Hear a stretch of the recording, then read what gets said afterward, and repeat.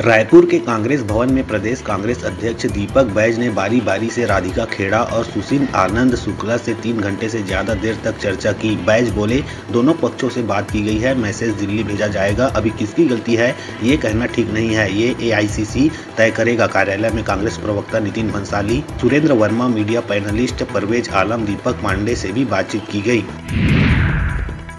राधिका खेड़ा के मामले में कांग्रेस की जांच को लेकर भाजपा विधायक अजय चंद्राकर ने तंज कसा है। उन्होंने कहा कि यह सब औपचारिकता है। कांग्रेसियों ने एक महिला के साथ अपमानजनक व्यवहार किया। महिलाओं के साथ कैसे व्यवहार करें यह कांग्रेसियों को नहीं पता है। इस मामले में कार्रवाई होनी चाहिए। भाजपा विधायक अजय चंद्राकर के स्क्रिप्टेड नेता कहे जाने पर प्रदेश कांग्रेस अध्यक्ष दीपक बैज ने पलटवार किया है। उन्होंने कहा कि अजय चंद्राकर के बयानों को कोई गंभीरता से नहीं लेता। भाजपा के बयानों से देश में किसी को फायदा नहीं दिख रहा है। तीसरे चरण को संपन्न होने दीजिए। प्रधानमंत्री अपनी सभा में घड़ियाली आंसू बहाना शुरू कर देंगे, क्योंकि भाजपा के पास यही बचा है। बिलासपुर के गुरु घासीदास सेंट्रल यूनिवर्सिटी की छात्राओं ने देर रात जमकर हंगामा मचाया। हॉस्टल का गेट तोड़कर यूनिवर्सिटी प्रबंधन के खिलाफ प्रदर्शन किया। दरअसल जिला प्रशासन के स्वीप मतदाता जागरूकता कार्यक्रम में शामिल होने से रोके जाने से छात्राएं नाराज थी। अव्यवस्था सहित अपनी लंबित मांगों को तत्काल पूरा करने हॉस्टल के सामने देर रात हंगामा मचाया। गरियाबंद के राजिम थाना क्षेत्र में बांधा अवैध खदान में यूट्यूबर की पिटाई के बाद अब रेत के अवैध माइनिंग को लेकर ग्रामीण आपस में भिड़ गए। हथखोज खदान से अवैध परिवहन को रोकने गए ग्रामीणों में आपस में झड़प हुई है, जिसका वीडियो तेजी से वायरल हो रहा है। वीडियो में दिख रहा है कि कुछ लोग हाईवा को रोकते दिख रहे हैं। इसी बीच खदान का समर्थन करने वाले कुछ ग्रामीणों में मारपीट हो रही है। बिलासपुर के सरकंडा थाना क्षेत्र में हेड कांस्टेबल ने फांसी लगाकर आत्महत्या कर ली। परिजन को घर के पीछे पेड़ पर फंदे से लाश लटकती हुई मिली। बताया जा रहा है कि प्रताड़ना से तंग आकर गौरेला पिंडरा मरवाही जिले के प्रधान आरक्षक लखन मेश्राम ने मौत को गले लगाया है। आरोप है कि वे अफसरों की डांट फटकार से परेशान थे।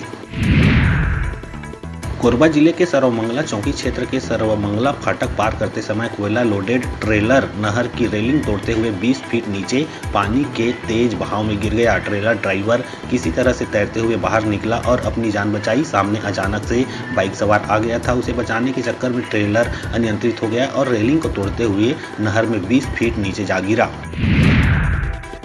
छत्तीसगढ़ में बढ़ती गर्मी के बीच 6 और 7 मई को मौसम में बदलाव के आसार हैं। मौसम विभाग ने अगले 48 घंटे में अधिकतम तापमान में 1 से 3 डिग्री बढ़ने का अनुमान जताया है। वहीं 6 और 7 मई को रायपुर, बस्तर, बिलासपुर और सरगुजा संभाग के कुछ जिलों में अंधड़ चलने के साथ हल्की बूंदाबांदी की संभावना है। बिलासपुर लोकसभा प्रत्याशी तोखन साहू के समर्थन में यादव समाज खुलकर सामने आ गया है। भारतीय जनता पार्टी के नेता सोमनाथ यादव, विष्णु यादव समेत यादव समाज के लोगों ने कांग्रेस प्रत्याशी देवेंद्र यादव पर यादव समाज की मान्यताओं की उपेक्षा करने और पिछड़ा वर्ग के हितों की अनदेखी करने को लेकर जमकर हमला बोला। जांजगीर चांपा जिला पंचायत अध्यक्ष यनीता यशवंत चंद्रा ने कांग्रेस पार्टी की प्राथमिक सदस्यता से इस्तीफा दे दिया है। PCC चीफ दीपक बैज को भेजे इस्तीफा पत्र में उन्होंने कहा कि 20 सालों से कांग्रेस पार्टी में काम करते आई हूं, लेकिन कांग्रेस पार्टी अपने सिद्धांत और विचार से भटक चुकी है। बताया जा रहा है कि वे भाजपा में शामिल हो सकती है। मुंगेली जिले के पथरिया विकास खंड अंतर्गत शासकीय प्राथमिक शाला हिंछापुरी के सहायक शिक्षक मनीष मिंज को मतदान ड्यूटी में अनुपस्थित पाए जाने पर निलंबित किया गया। कलेक्टर और जिला निर्वाचन अधिकारी राहुल देव ने लोकसभा निर्वाचन के दौरान शिकायत को गंभीरता से लेते हुए नियमानुसार कार्रवाई के निर्देश दिए थे।